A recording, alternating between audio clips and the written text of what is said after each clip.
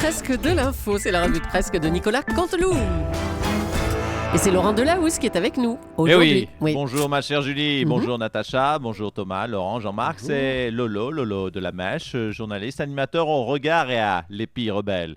Toujours aucune nouvelle de l'avion malaisien, cela dit il y a peut-être une explication toute bête. Avez-vous vu les images de l'avion sur le site de Jean-Marc Morandini? Il est bleu. Quelle bévue d'avoir peint de la couleur bleue. Il ne faut pas s'étonner qu'on a du mal à le retrouver en mer.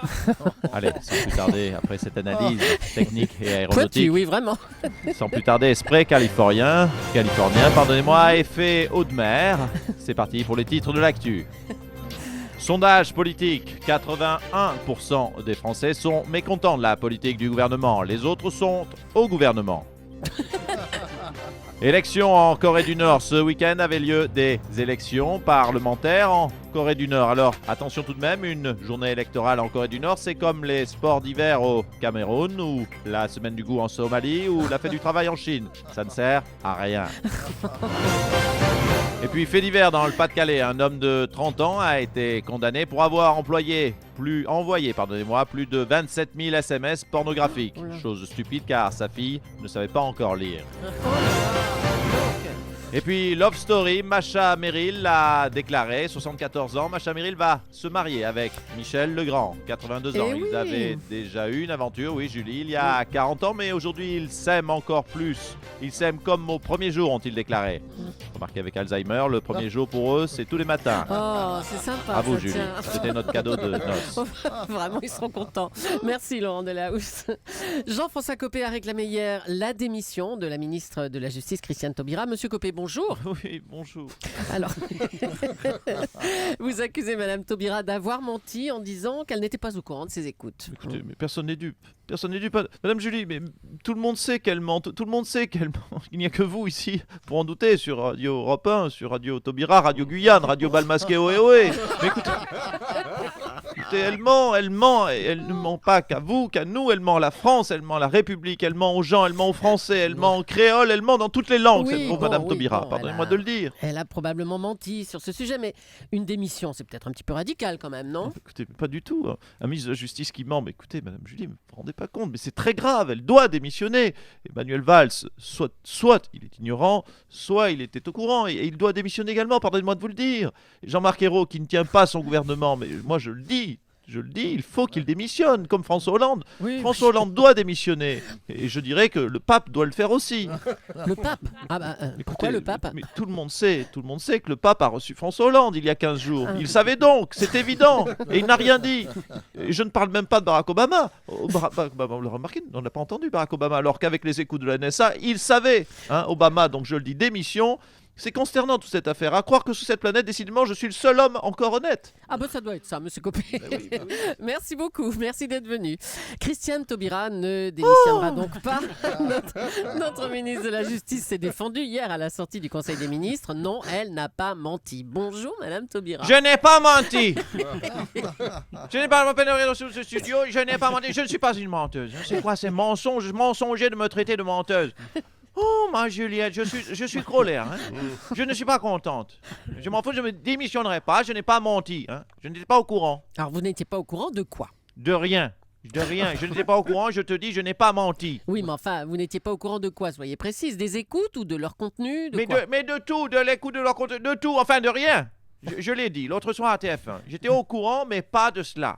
Et je l'ai encore redit hier au Conseil des ministres. J'ai dit que je n'étais pas au courant. Même si on m'a prévenu, mais pas de ce dont on dit que j'étais au courant alors que je ne l'étais pas. Mais vous ignoriez quoi exactement? Mais rien. Ah bon, vous saviez tout alors? Non, je ne savais rien. Je ne savais rien, sauf bien sûr ce qu'on m'a dit, mais qui était normal que je sache. Parce que si je n'avais pas été au courant, je n'aurais pas pu savoir ce dont je n'aurais pas dû être au courant, puisque je ne savais pas de quoi on me parlait. Non, attendez, c'est pas clair votre truc là, Mais tant mieux, parce que quand on sera clair, je te le dis, Juliette, je serai bien dans la crotte. Oh, quelle histoire, ma pauvre Juliette. Christiane Taubira. Je m'en suis pas trop mal sorti ce matin, tu crois? Non, c'était parfait, parce que c'était pas facile à dire tout ça. Comme on dit chez nous, j'ai noyé le poisson. Merci Madame Taubira. On va accueillir maintenant le chouchou des sondages et l'archi favori à sa propre succession à la mairie de Bordeaux, Alain Juppé. Oui, écoutez, l'archi-favori, de grâce, Madame Leclerc, ne vendons pas la peau de l'ours. Je suis juste le futur maire de Bordeaux. Oui, carrément. Peut-être surtout le futur président en 2017, mais chaque chose en son temps, de grâce. Tout va bien pour vous, Monsieur Juppé, hein. Les Français vous adorent. Et cette victoire annoncée au municipal, ça donne des ailes, non? Oui, c'est vrai, c'est une bonne analyse que vous faites là, Madame Leclerc. C'est vrai que ça me donne des ailes. Je suis un peu comment vous dire, si je voulais employer une image, je suis un peu le PSG de la politique. Oh, ils s'enculés, comme disent les joyeux supporters ou les matelots sodomites. C'est pas facile pour votre... Qu'est-ce qu'il a dit, les matelots sodomites? Les matelots sodomites, oui, j'aime les synonymes, vous savez, c'est ce qui m'amuse dans la langue française, trouver des synonymes. En tout cas, tout ça, c'est pas facile pour votre adversaire, Vincent Feltès. C'est vrai, vous l'avez remarqué, mon adversaire Vincent Feltès, il a un nom de yaourt, rien que ça devrait être éliminatoire. Oui, je ne fais toujours pas d'humour. En tout cas, au municipal, ça va être Feltès 0%. En plus, vous remarquez, je suis drôle. Eh ben oui, en plus, vous êtes drôle. Bravo, Monsieur Juppé. Tout à fait. À bientôt. Je vous en prie. Le Parisien a publié cette semaine une choc, respirer tue. Alors est-ce vrai? Tout de suite, on va demander à un médecin, Michel Simès, ce qu'il en pense. Oui, bonjour à tous, bonjour Julie, bonjour Marina. Il faudra quand même penser à vous épiler, pardonnez-moi Marina. Non, attendez, c'est pas Marina, c'est Thomas Soto là. Hein. Ah oui. Mais je me disais aussi, elle a bien maigri. Alors aujourd'hui, la pollution à Paris, concrètement, quelles sont les conséquences de cette pollution? Eh bien, ce sont des problèmes respiratoires, vous le savez tous, inflammation des bronches, les bronches qui se situent dans la poitrine. Prenons par exemple le cas de cette patiente Nabila. Oui, au hasard. Comme on peut le voir clairement sur les photos d'elle en bikini, professeur Cabrol, Nabila a une grosse inflammation de la poitrine, c'est donc clair. Cette personne va mourir, son pronostic vital est engagé. Alors par pitié, sauvez-lui la vie et arrêtez d'acheter des gros 4x4 qui polluent. En revanche, si vous voulez coucher avec elle, continuez d'acheter des gros 4x4. Merci Michel Simès. Hein. De rien Marina. Allez, pour terminer, un point sur les Jeux paralympiques de Sochi, où ça se passe plutôt bien d'ailleurs pour les Français. On est en ligne avec Nelson Montfort. Écoutez, monsieur l'agent, s'il vous plaît, comment voulez-vous que j'ai menotté cette jeune athlète puisqu'elle n'a pas de bras? Ah, mais attendez, Nelson, on vous entend là. Comment ça se passe sur place? Allô? Oui, écoutez, ma chère Julie, merveilleusement, eh bien, c'est une médaille d'or à l'instant pour le Français dans l'épreuve très attendue du curling Kudjat. Hein, le curling Kudjat? Bon, écoutez, je sais que c'est surprenant, c'est une épreuve très spectaculaire puisqu'au lieu de lancer une pierre de granit, on lance directement l'homme tronc. Oh non! Je vous laisse, je vais mater les athlètes non-voyantes sous la douche, comme ça je suis sûr de ne pas me faire gauler. Oh là là, alors vraiment.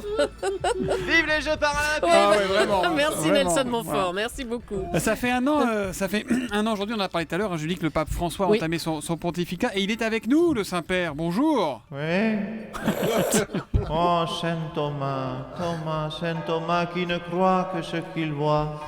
Très Saint-Père, Benoît XVI avait démissionné. Vous allez rester longtemps en poste, vous?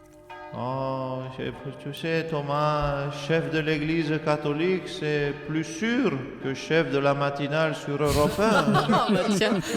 Mais si, Saint Thomas, tu es un jour viré avant moi, je te prendrai sur Radio Vatican. D'accord, je note. Hein. Il est là, l'abbé de la Morandini. Il est là.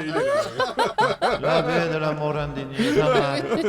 Tu sais, s'occuper des saints, c'est bien, mais il n'y a pas que les saints de Nabila. Est-ce qu'il est là, Saint-Denis Oliven? Ah, il vous écoute. Ah, Saint-Denis Oliven. Il fait souvent des réunions.